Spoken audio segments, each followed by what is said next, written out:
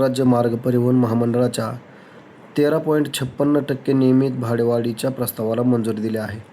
राज्यभर नव्या दरानुसार एसटीचे भाडे आकारले जाणार आहे.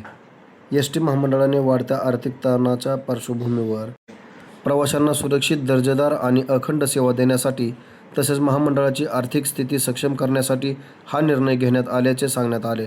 अखेर देशातील युद्धजन्य परिस्थितीमुळे डिझेलच्या किमतीत वाढ झालेली असल्यामुळे एसटी कर्मचाऱ्यांच्या विविध भत्त्यातील वाढ, वाहनांचे सुटे भाग, टायर आणि देखभाल खर्चात झालेली लक्षणीय वाढ यांचा सर्वंकष विचार करून भाडेवाढीला मंजुरी देण्यात आली आहे.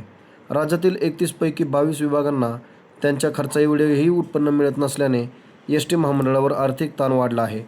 त्यामुळे यापूर्वी डिझेल दरवाढीच्या पार्श्वभूमीवर 15 एप्रिल ते 15 जून या कालावधीत 10% हंगामी भाडेवाढ लागू करण्यात आली होती. त्यानंतर या वाढीला 31 जुलैपर्यंत मुदतवाढ देण्यात आली होती. आता नियमित 13.56% भाडेवाढ लागू झाल्याने हंगामी भाडेवाढ रद्द करण्यात आली आहे.